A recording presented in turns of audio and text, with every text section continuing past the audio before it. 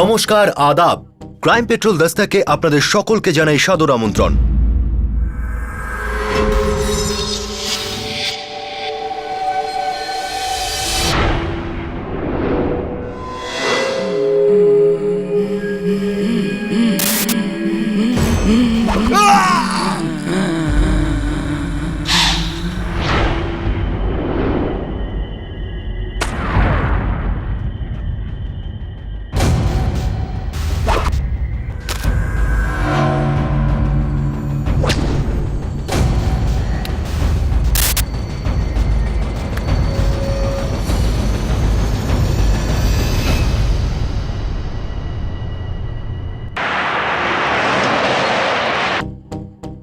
অর্থ সবার কাছেই প্রিয়।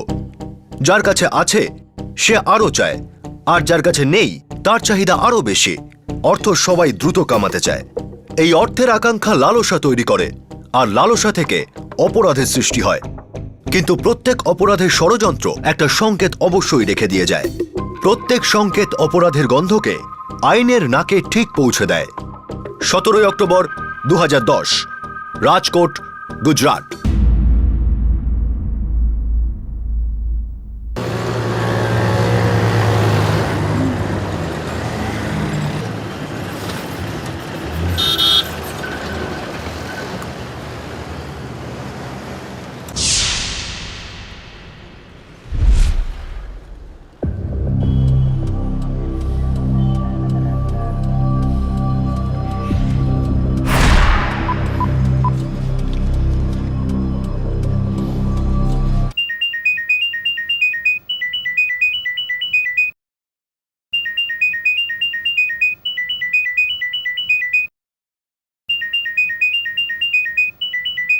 আরে সন্দীপ ফোন করছে। হ্যালো সন্দীপ, কেমন আছিস তুই? হ্যালো বাবা, আমি প্রভু কাকার বাড়ি যাচ্ছি। কিন্তু হঠাৎ কেন? হঠাৎ বলতে বাবা, একটু কাজ আছে। আরে সেটা তো বলে যাওয়া উচিত ছিল, হঠাৎ করে বেরিয়ে গেলি তুই। সরি বাবা, আসলে একটু আর্জেন্ট দরকার ছিল না, সেই জন্য। আসলে তাড়াহুড়ো করে বেরোতে গিয়ে না বলতে ভুলে গেছি। আচ্ছা বাবা, গীতাকে বলে দিও আমি কাল সকাল সকাল ফিরে আসবো। খোকা, তুই গাড়িতে একা আছিস নাকি তোর সঙ্গে কেউ আছে? হ্যাঁ, একজন লোক আসলে আছে আমার সঙ্গে। ওর বাইকটা খারাপ হয়ে গেছে তো, তাই ওকে পেট্রোল পাম্প পর্যন্ত লিফট দিয়ে দিচ্ছি বাবা। আচ্ছা আচ্ছা, ঠিক আছে ঠিক আছে। আর শোনো, প্রভু কাকার বাড়িতে পৌঁছেই সঙ্গে সঙ্গে ফোন করো। হ্যাঁ হ্যাঁ হ্যাঁ বাবা, ফোন করে দেবো, চিন্তা করো না। জয় শ্রীকৃষ্ণ।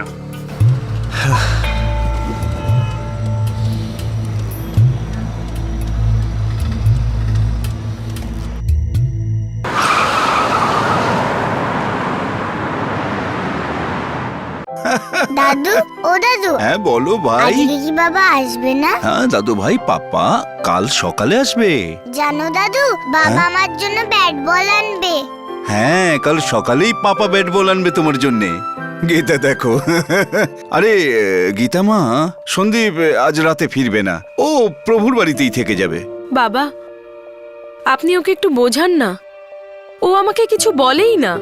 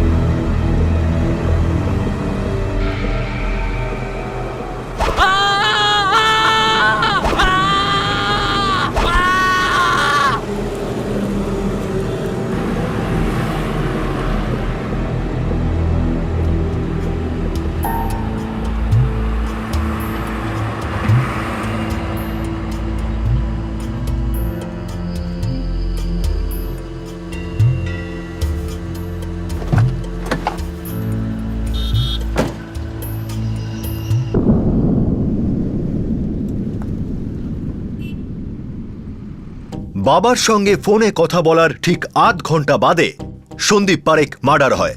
Cold blooded murder. এই অপরাধের কথা আলোয় আস্তে আস্তে অনেক রাত হয়ে গিয়েছিল। রাজকোট পুলিশ প্রত্যেক দিনের মতোই গভীর রাতে পেট্রোলিং করছিল। তখনই ওরা হাইওয়ের ধারে একটি গাড়িকে সন্দেহজনক অবস্থায় দাঁড়িয়ে থাকতে দেখে।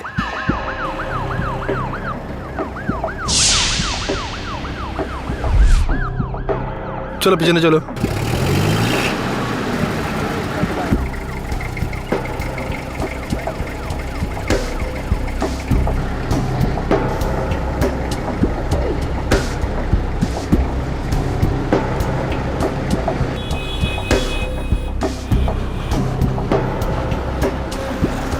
মোরবি বাইপাস রোড, হাইওয়ের পাশে সাদা সেন্ট্রো, সেন্ট্রো নাম্বার 3212। একটা মার্ডার হয়েছে, লাশ ভেতরে আছে, ছুরি দিয়ে খুন করা হয়েছে। স্যার নাম সন্দীপ পারিক, ঠিকানা নীলকণ্ঠ সোসাইটি, ভক্তিনগর। ফ্যামিলিকে ইনফর্ম করো। Yes sir. মিশ্রা। স্যার বডির পাশে মোবাইল মেলেনি, গাড়ির মধ্যে খুনটা হয়েছে আর অস্ত্রটা ভেতরেই পাওয়া গেছে। স্যার এই সেই ছুরিটা।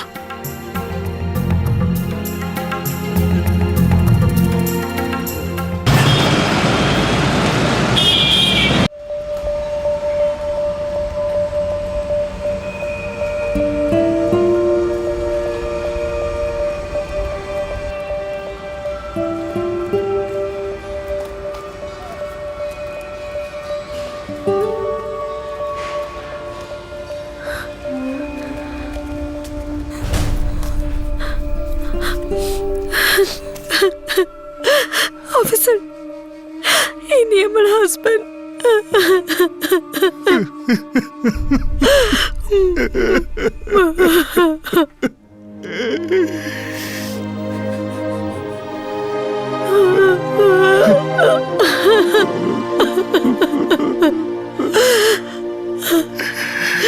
সন্দীপ, তুমি চলে গেলে, এভাবে চলে গেলে,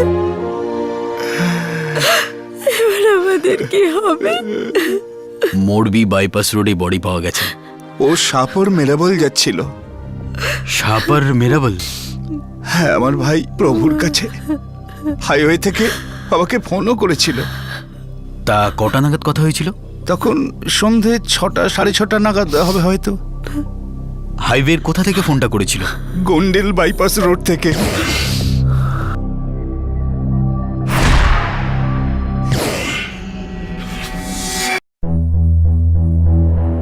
স্যার পোস্টমর্টেম রিপোর্ট বলছে মার্ডার 6:45 থেকে 7টার মধ্যে হয়েছে। সন্দীপ পারেখ শেষ ফোন তার বাবা বল্লভ পারেখকে করে, তারপর থেকে ওর ফোন সুইচ অফ দেখাচ্ছে। আর এই ফোনটা করেছিল গুন্ডেল বাইপাস রোড থেকে। কিন্তু স্যার বডি যেখান থেকে পাওয়া গেছে সেটা গুন্ডেল বাইপাস থেকে বেশি দূরে নয়, এই 10-15 মিনিটের পথ। টাইমার চেক করেছো? করেছি স্যার, ক্লিন আছে, অস্বাভাবিক কিছু তো চোখে পড়েনি। এর মানে হলো খুনি গাড়িতেই বসেছিল। Right sir. আর একটা ব্যাপার হলো গাড়িটা অনেকবার অনেক জায়গায় ধাক্কা খেয়েছে।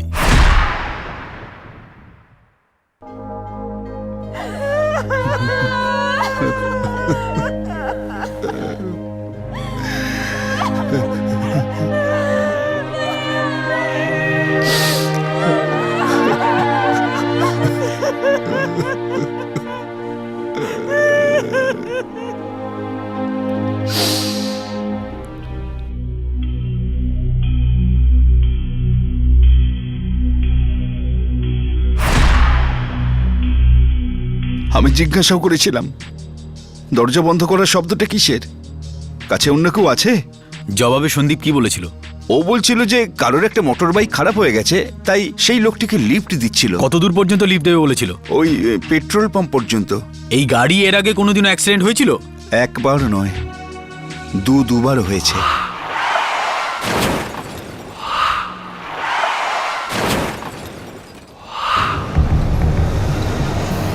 যেই জায়গায় সন্দীপের লাশ পাওয়া গিয়েছিল তার পাশেই পেট্রোল পাম্পে পুলিশ জিজ্ঞাসাবাদের জন্য পৌঁছয়।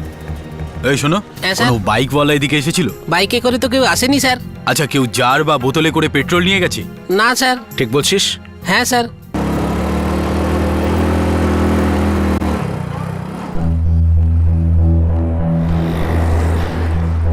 স্যার এদিক ওদিক 3 মাইল পর্যন্ত দেখেছি, কোনো বাইক বা স্কুটার দেখতে পাইনি। নাকাবন্দি ও রাউন্ড ফলোর সঙ্গে কথা হয়েছে? ইয়ে স্যার, ওরাও বললো এরকম কোনো খারাপ বাইক পাওয়াই যায়নি। তার মানে এরকম কোনো বাইক ছিলই না? না স্যার। সন্দীপ ওর বাবাকে মিথ্যে বলবে কেন? কিছু লুকাচ্ছিল হয়তো। আর তাছাড়া এই খুন টাকা পয়সার জন্য হয়নি। হ্যাঁ স্যার, বল্লভ পারেখও বলছিল ওই সময় ওর কাছে খুব বেশি টাকা ছিল না। Welcome to bitten world. How may assist you? নতুন ফ্ল্যাটের জন্য একটা স্ট্যান্ড ফ্যান আর কুলার নেব। এই পচা গরম থেকে একটু স্বস্তি চাই। বাজার চলতে সব ব্র্যান্ড আর ভরসাযোগ্য নয়।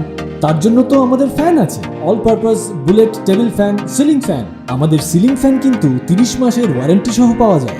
আছে ফারাটা 2 বছরের ওয়ারেন্টি, 17 থেকে 20 মিটার এয়ার ফ্লো। মধ্যবিত্তের সাধ্যের মধ্যে একমাত্র ভরসাযোগ্য ব্র্যান্ড বিটেন।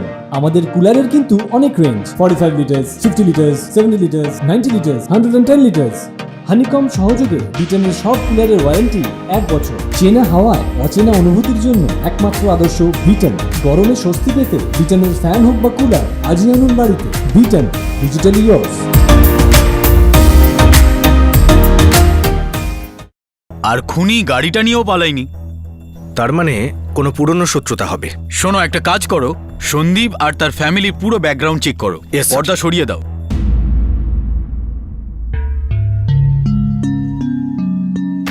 কাকা, জানি না কি করে বলবো। আপনি সন্দীপদার শেষকৃত্য সম্পন্ন করে সবাই ফিরেছেন, তার সত্ত্বেও আমাকে বলতেই হবে, ধারের এমনটা কম নয় কাকা, 90,000। প্রকাশ, আমায় ভুল বুঝবেন না কাকা, সন্দীপদার চলে যাওয়ার দুঃখ আমারও হয়েছে, কিন্তু আমার অবস্থা খুব খারাপ কাকা। সন্দীপদা বলেছিল যে 1 সপ্তাহের মধ্যে রিটার্ন করে দেবে, লিখেও দিয়েছিল কাকা। এই যে। বাবা প্রকাশ, হ্যাঁ কাকা। সন্দীপ যদি আজ থাকতো তোমার টাকা ফিরিয়ে দিত, তাই না? নিশ্চয়ই দিত কাকা। ব্যাস, তোমার বন্ধুর কথার উপর ভরসা রাখো। 4 বছর তুমি ওর সাথে কাজ করেছো, পেয়ে যাবে তোমার টাকা, তুমি পেয়ে যাবে। 2-4 দিন এদিক ওদিক হতে পারে। পরশু নাগাদ পেলে ভালো হতো। ঠিক আছে।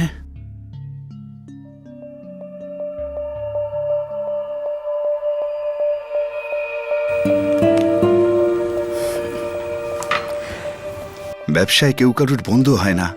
একে তো আমি আমার একমাত্র ছেলেকে হারিয়েছি, আর ওরই বন্ধু সেখানে এই অবস্থায় পাওনাদার হয়ে বাড়িতে এসেছে। বাবা, সন্দীপের আলমারি থেকে আমি কিছু পেয়েছি। কি মা? সন্দীপ কিছু বড় ইন্স্যুরেন্স পলিসি করে রেখেছিল। হ্যাঁ, যদি আমরা ওগুলো ক্লেম করি তাহলে সব ঋণ শোধ হয়ে যাবে। স্যার, সন্দীপের ডিলারশিপ ছিল। কিসের বিজনেস ছিল ওর? পান মশলা, লজেন্স, ট্রফি। খুব মন্দা চলছিল গত 3 বছর ধরে। 2-1বার লাটে ওঠারও উপক্রম হয়েছিল। এই সবকটা পলিসি মিলিয়ে প্রায় 1.5 কোটি টাকার কাছে পিঠেই হবে। আর এর মধ্যে কয়েকটা ডেট দেখুন বাবা, এগুলো এই 2-3 মাস আগেই করা হয়েছে। এই ব্যাপারে তোমাকে কখনো কিছু বলেনি? না বাবা। সন্দীপের বাবা বল্লভ ভাই গুন্ডেলি থাকতেন। 20 বছর হলো রাজকোটের বাড়িতে সেটেলড হয়েছেন। কিসের বিজনেস ছিল ওনার? প্রপার্টি। কিন্তু গত 10 বছর ধরে তার অবস্থাও খারাপ। সচরাচর ব্যবসা খুব ভালো বা খুব খারাপ চললে শত্রুতা তৈরি হয়, আর এই শত্রুতা সাধারণত নিজেদের মধ্যেই হয়। হ্যালো বাবা, আমি প্রভু কাকার বাড়িতে যাচ্ছি। ওই দিন সন্ধ্যায় সন্দীপের ফোন এসেছিল, বলছিল যে ও আসছে। আপনার সঙ্গে ওনার কি সম্পর্ক? আমিও নিজের কাকা। এছাড়া আপনাদের আরও একটা সম্পর্ক ছিল, টাকা পয়সার লেনদেন চলতো। সে তো আমাদের পরিবারের মধ্যে চলেই থাকে। সেদিন সন্দীপ আপনার কাছে কেন আসছিল? বলল বিজনেসের ব্যাপারে কিছু কথা বলার আছে। আমি বললাম চলে আয়। 2 বছর হলো আমাদের বিয়ে হয়েছে। আমার সন্দীপ দা খুব ভালো মানুষ ছিল স্যার। আমার দাদা কোনোদিন কারোর এতটুকু ক্ষতি করেনি। জানি না ওকে খুন করে কার লাভ হলো। দেবতার মতো লোক ছিল আমার দাদা। যেমন ভালো দাদা, তেমনই ভালো সন্তান, তেমনই ভালো বাবা। এমন ভালো একজন মানুষকে কেন কেউ খুন করবে? কোনো পুরনো শত্রুতা? শত্রুতার তো কোনো চান্সই নেই স্যার। সন্দীপটা তো বোনেদের সাথেও কোনোদিন খারাপ ব্যবহার করতো না, কারোর উপর গলা চড়িয়ে পর্যন্ত কথা বলতো না। আমি ওনার আন্ডারে কাজ করতাম স্যার, বেশ কয়েক বছর ধরে। কাজ ছাড়লেন কেন? ভালো অফার পেয়েছিলাম স্যার, মাইনেও বেশি ছিল। সন্দীপদা নিজেই বলেছিল, আমি এত টাকা দিতে পারবো না, তুই যা। ভাবিস না, বন্ধুত্ব ঠিকই থাকবে। মানে ভালো বন্ধুত্ব ছিল? নিশ্চয় স্যার। তাহলে তো নিশ্চয়ই আপনার সঙ্গে প্রাইভেট কথাও শেয়ার করতো। সন্দীপদা কোনোদিন আমার সঙ্গে তেমন কিছু বলেনি। ও খুব ভালো মানুষ ছিল, কোনোদিন কারোর সঙ্গে কোনো ঝামেলা ছিল না। শুধু ব্যবসাটা একটু ডাউন ছিল, তাই দুশ্চিন্তার মধ্যে থাকতো। পুলিশ সন্দীপের সকল আত্মীয়, সব বন্ধু, সব এমপ্লয়িকে জিজ্ঞাসাবাদ করে, আর সবাই একটা কথাই বলে যে সন্দীপের সঙ্গে কারো কোনো শত্রুতা ছিল না। এদের মধ্যে কাউকেই পুলিশের সন্দেহজনক বলে মনে হয়নি। তাহলে কে করেছিল সন্দীপের খুন এবং কেন? দেখুন, ইন্স্যুরেন্সের সব পেপার তো ঠিকই আছে, হ্যাঁ। ভেরিফিকেশনও হয়ে গেছে, কিন্তু একটা মুশকিল হচ্ছে। কি সমস্যা আছে অফিসার? দেখুন, মিস্টার সন্দীপ পারিক 7টা আলাদা আলাদা কোম্পানি থেকে জীবন বীমা করিয়েছেন। তো এটাই সমস্যা। আর মুশকিলটা হচ্ছে যে ম্যাম, আমাদের কোম্পানির জানা নেই যে উনি অন্য কোম্পানি থেকেও ইন্স্যুরেন্স করিয়েছেন। আপনার কোম্পানির সঙ্গে এর কি সম্পর্ক? আপনাদের পেমেন্ট তো ঠিকঠাক দিয়েছেও। তাছাড়া অন্য কোম্পানি থেকে যদি করেও থাকে সেটা তো কোনো দোষের নয়। এমন কোথাও লেখা আছে নাকি? খানিকটা এরকমই লেখা আছে স্যার। হ্যাঁ? আসলে আমাদের কোম্পানির কিছু রুলস আর ক্লজেস আছে। যদি অন্য কোম্পানির কোনো পলিসি থেকে থাকে তাহলে আপনাকে তা ডিক্লেয়ার করতে হয়, আর যদি তা না করা হয় তবে তা ভায়োলেশন। মিস্টার ঠক্কর, আমার স্বামীর নির্মম মৃত্যু হয়েছে। আমাদের এত বছরের উপার্জন আমার স্বামী আপনাদের কোম্পানিকে প্রিমিয়াম বাবদ দিয়ে গেছেন। সেই টাকা আমরা কেন পাবো না? ওই টাকা আমাদের, শুধু আমাদের, পুরো অধিকার আছে আমাদের। দেখুন, আমি অধিকারের নয়, আমি আইনের কথা বলছি মিসেস পারিক। আর আপনার স্বামী যা করেছেন তাকে ফ্রডও বলা যেতে পারে। এই চুপ! কিন্তু স্যার, একটা শব্দ যদি বলেছো আমি তোমাকে আর তোমার কোম্পানিকে কোর্টে নিয়ে যাব। দেখুন বল্লভদা, যখনই কেউ জীবন বীমা পলিসি করায় না, তখন ওই কোম্পানি অন্য কোম্পানির পলিসির ব্যাপারে ডিক্লারেশন চেয়ে থাকে। আরে ভাই, কারোর কাছে 2-4টে পলিসি থাকতে তো পারে নাকি? হবে না কেন? আমার নিজেরই তো 3টে আছে। তাহলে দেখুন, আমি সব কোম্পানিকে ডিক্লারেশন দিয়েছি, কারণ এটাই রুল। কিন্তু সন্দীপ কোনো ডিক্লারেশন দেয়নি। আরে ডিক্লেয়ার না করলো তো কি হয়েছে? 7টা কোম্পানি কোর্টে যাবে, বলবে যে যেহেতু রুলস ভাঙা হয়েছে আমরা পয়সা দেব না। আর সত্যি বলতে কি, এ অধিকার ওদের আছে। আর আমাদের কোনো অধিকার নেই? 1.5 কোটি টাকার ব্যাপার, আমরা কোর্টে লড়বো। 1.5 কোটির জীবন বীমা পলিসি 7টি আলাদা আলাদা কোম্পানি থেকে কেনা, যার মধ্যে কিছু মৃত্যুর মাত্র 2 মাস আগে কেনা। কিন্তু সেই 1.5 কোটি টাকা সন্দীপের বাবা এবং স্ত্রীর পাওয়ার আশা ছিল না, সন্দীপের একটি মাত্র ভুলের কারণে। সে তার সব পলিসি ডিক্লেয়ার করেনি। কিন্তু কেনই বা তার মার্ডার হলো? সেই পলিসিগুলোর সঙ্গে কি এই খুনের কোনো সম্পর্ক ছিল? সন্দীপ পারেখ মার্ডার কেসের ইনভেস্টিগেশন 3 মাস গড়িয়ে গিয়েছিল, তবু পুলিশ কোনো সূত্র খুঁজে পায়নি। সন্দীপের খুনি নির্দ্বিধায় প্রকাশ্যে ঘুরে বেড়াচ্ছিল। কে ছিল সেই খুনি? শেষমেশ এই কেসকে আনডিটেক্টেড ঘোষণা করা হয়, আর কেস ফাইল ক্রাইম ব্রাঞ্চের টেবিলে এসে পৌঁছয়। খুন অক্টোবর 2010-এ হয়েছিল, আর জানুয়ারি 2011-তে এই কেস ক্রাইম ব্রাঞ্চের কাছে পৌঁছয়। কোনো কেস ক্রাইম ব্রাঞ্চের হাতে পৌঁছানোর অর্থ সেই কেসের ফয়সালা হওয়ার চান্স অনেক বেড়ে যায়, নতুন আশা গড়ে ওঠে। অন্যদিকে সন্দীপের বাবা বল্লভ ভাই আশা না ছাড়ার যথাসাধ্য চেষ্টা করছিলেন। ইন্স্যুরেন্স কোম্পানিগুলির সঙ্গে আদালতে মরিয়া লড়াই শুরু হয়ে গিয়েছিল।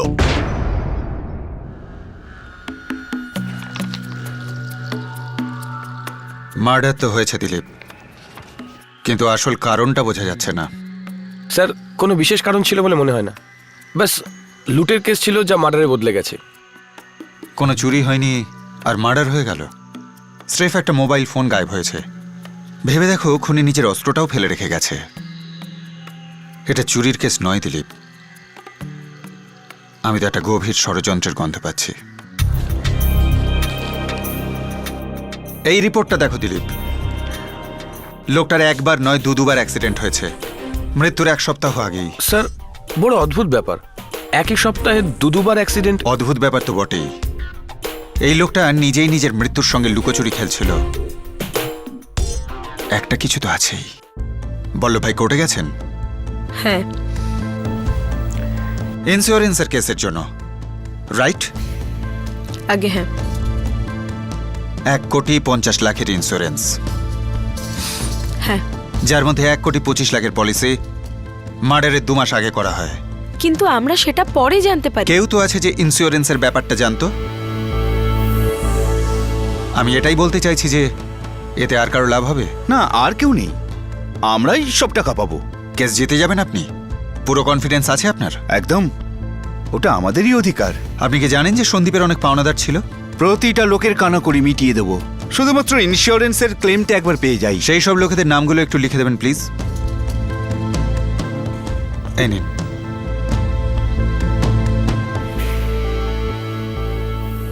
সন্দীপের মার্ডারের পিছনে একটি সুপরিকল্পিত ষড়যন্ত্রের গন্ধ পাওয়া যাচ্ছিল। সন্দীপের সব পাওনাদারকে জিজ্ঞাসাবাদ চলছিল, সবাই কোঅপারেট করছিলেন, শুধু একজন বাদে, যে ক্রাইম ব্রাঞ্চের চোখকে ফাঁকি দিচ্ছিল।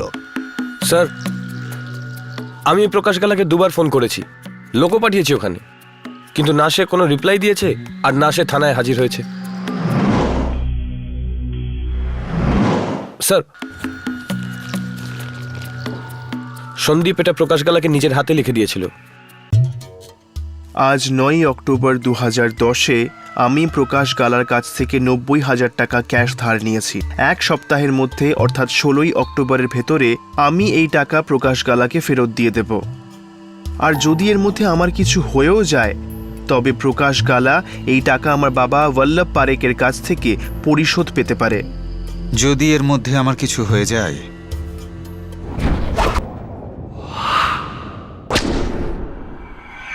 সন্দীপ এরকম কেন লিখলো? স্যার, এটা তো আমার একটা চাল বলেই মনে হচ্ছে। শুধুই চাল নাকি এই চিঠিটাও চাল?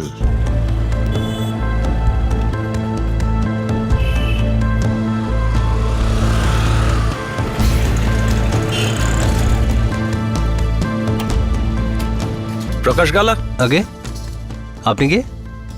ভাই, আমি সেই লোক যার ফোন তুমি তুলছো না। আপনারা কে? যার আমন্ত্রণ তুমি উপেক্ষা করছো। আমরা পুলিশের লোক। ও আসলে স্যার একটু বিজি ছিলাম। কোনো ব্যাপার নয়, এবার আমরা আমাদের কাজে ব্যস্ত হয়ে যাব। এখন এটা বলো যে তুমি পুলিশ স্টেশন নিজেই আসবে নাকি তোমার নাকের দড়ি দিয়ে টেনে নিয়ে যাব? এই প্রমিসারি নোট মানে এই চিঠি সন্দীপ আপনাকে দিয়েছিল মিস্টার প্রকাশ গালা? হ্যাঁ স্যার, সাইনও করেছে সে স্যার। হ্যাঁ হ্যাঁ, সাইনও করেছে ও, আর একই সাথে ওর নিজের ডেথ সার্টিফিকেটও সাইন করে দেয়।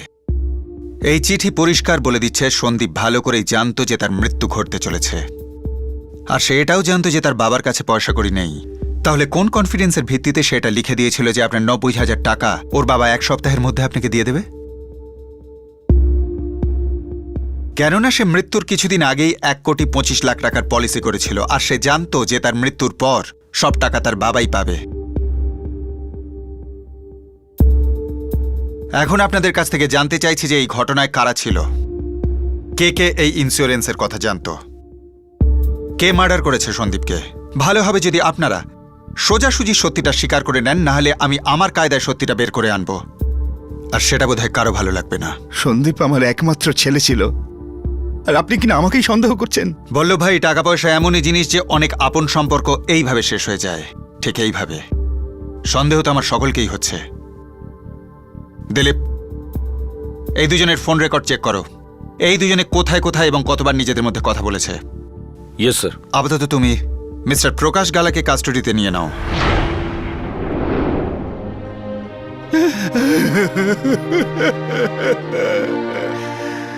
আমার একমাত্র ছেলেকে আমার কাছ থেকে ছিনিয়ে নিল, ওরা কিনা আমাকে সন্দেহ করছে।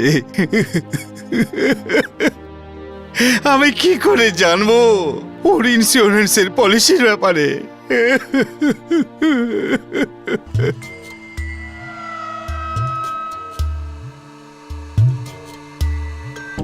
কিছুদিনের মধ্যেই মোবাইল ফোন কোম্পানি থেকে সব মোবাইল ফোন রেকর্ড হাতে চলে আসে, আর বেরিয়ে আসে সন্দীপের খুনের আসল কারণ, যা রীতিমতো শকিং ছিল, যা বিশ্বাস করা এক প্রকার অসম্ভব।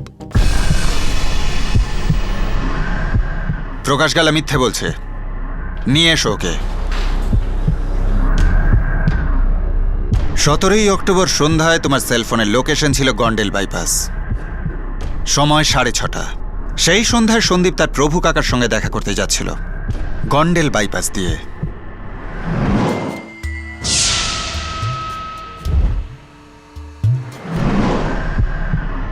তোমার সেলফোনের পরের লোকেশন ছিল মোরবি বাইপাস, ঠিক 15 মিনিট পরে।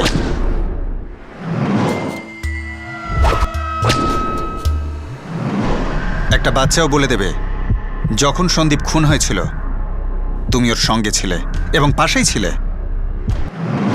আচ্ছা বাবা, তুমি গীতাকে বলে দিও যে আমি কাল সকালেই ফিরে আসব।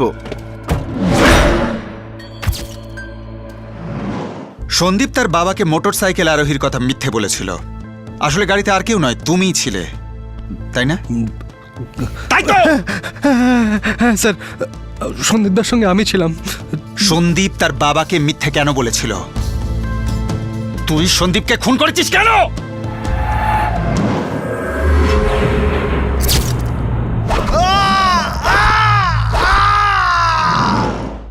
ও আমার বন্ধু ছিল স্যার, আমি মোটে ওকে মারতে চাইনি। তার সত্ত্বেও তুই মেরে ফেললি। তোর সঙ্গে আর কেউ যুক্ত ছিল? তাহলে সন্দীপটা নিজে যুক্ত ছিল স্যার।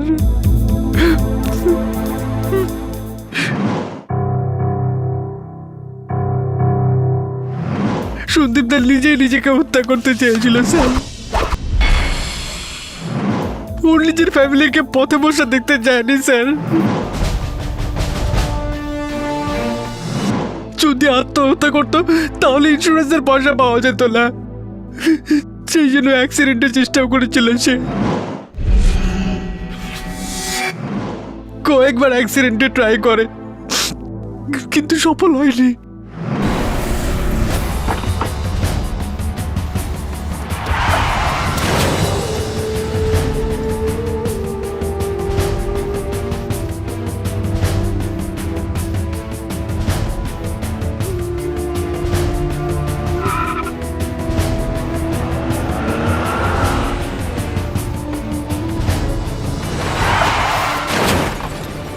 গোটা সপ্তাহ ধরে সন্দীপ দা হাইওয়েতে অ্যাক্সিডেন্ট করে নিজেকে মারার চেষ্টা করে যাচ্ছিল, কিন্তু কিছু হয়নি স্যার। সব কিছু শেষ হয়ে গেল ভাই। এত ঋণের বোঝা কাঁধ থেকে নামানো সম্ভব নয়। এই অবস্থায় আমি কি করে ব্যবসা করব? সন্দীপ দা, ভাবছো কেন? তুমি এর চেয়েও খারাপ সময় দেখেছো। সব ঠিক হয়ে যাবে। তুমি শুধু মন দিয়ে ব্যবসা করো। তোমার মধ্যে সে ক্ষমতা আছে সন্দীপ দা। না প্রকাশ, এই গর্ত থেকে উদ্ধার পাওয়া অসম্ভব ব্যাপার। শুধু একটা চিন্তা সব সময় তাড়িয়ে বেড়াচ্ছে, যে আমি গীতার আদিত্যর জন্য কিছুই করে উঠতে পারিনি। আমি পুরোপুরি ফেল হয়ে গেছি ভাই, পুরোপুরি ফেল হয়ে গেছি।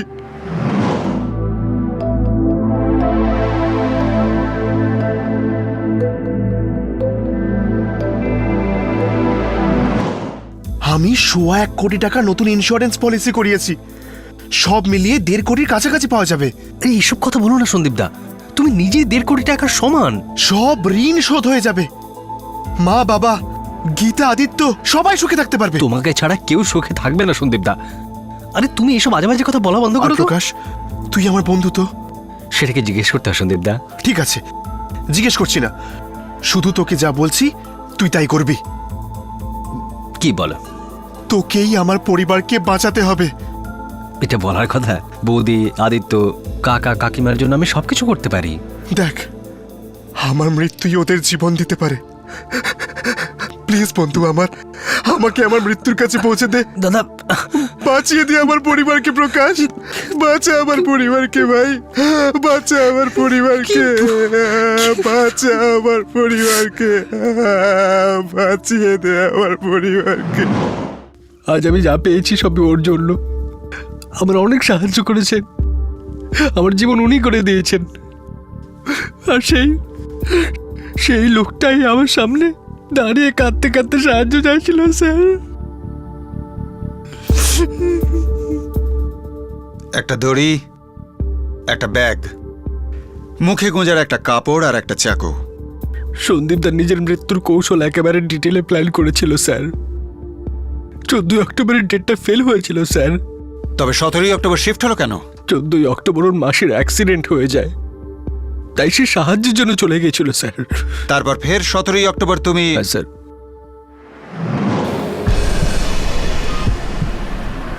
ভাবিস না, বের কর ছুরি আর শুরু করে দে। না দাদা, আমার দ্বারা হবে না এসব। আরে বোকা ছেলে, পাগলা তুই তো ফেলে তোর মুখে। আরে তোর মাকে গিয়ে জিজ্ঞেস কর কোন বাপের ছেলে তুই। এসব তুমি কি বলছো সন্দীপ? আরে চুপ কর শালা। যে মেয়ের সঙ্গে তোর বিয়ে হবে না তার জন্য আমার দুঃখ হচ্ছে। আরে পাড়ার লোকজন ওকে আত্মসাৎ করবে। ও আমাকে খুব বাজে বাজে গালাগাল করছিল স্যার, কিন্তু আমি জানতাম স্যার ও আমাকে উত্তেজিত করছিল, ও আমাকে উত্তপ্ত করছিল স্যার। তোর হাতে ছুরি নয়, চুরি থাকা উচিত ছিল, চুরি। শালা, তুই তোর বউয়ের খদ্দের ধরা দালালি করবি তোরই বেডরুমে, তোর বিছানায়, ওকে? আর তুই তা দাঁড়িয়ে দেখবি, ছেলে, দাঁড়িয়ে দাঁড়িয়ে দেখবি তুই।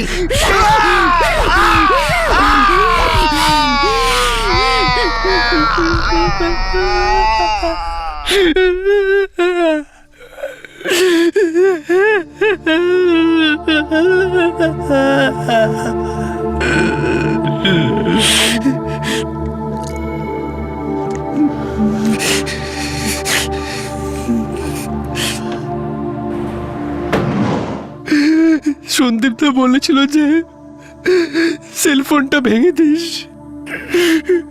কেউ কোনোদিন যেন খুঁজে না পায়।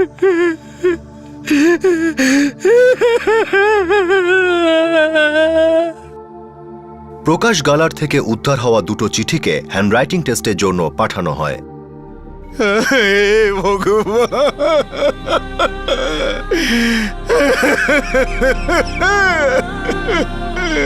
সন্দীপের বাবা মা ও স্ত্রী কল্পনাই করতে পারছিল না যে তাদের খুশির জন্য, ছোট্ট আদিত্যের ভবিষ্যতের জন্য সন্দীপ কত বড় ভয়ঙ্কর ষড়যন্ত্র রচনা করেছিল।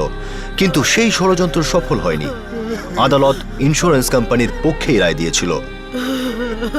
সন্দীপ পারেখের পরিবার ইন্স্যুরেন্সের একটা টাকাও পায়নি। সন্দীপের বিরুদ্ধে ষড়যন্ত্রের পাল্টা অভিযোগ তোলা হয়। জীবন বীমা কোম্পানিকে ঠকানোর ষড়যন্ত্রে নিজের বন্ধু সন্দীপকে সাহায্য করতে যাওয়া প্রকাশ গালার জীবনেও অন্ধকার নেমে আসে। যাই বলুন, সে খুন করেছে, যার জন্য তার যাবজ্জীবন কারাদণ্ড হতে পারে। প্রকাশ গালা আসন্ন অপরাধের সংকেত পেয়েছিল যখন সন্দীপ তার সামনে এক অযৌক্তিক ও ভয়ঙ্কর প্রস্তাব রেখেছিল।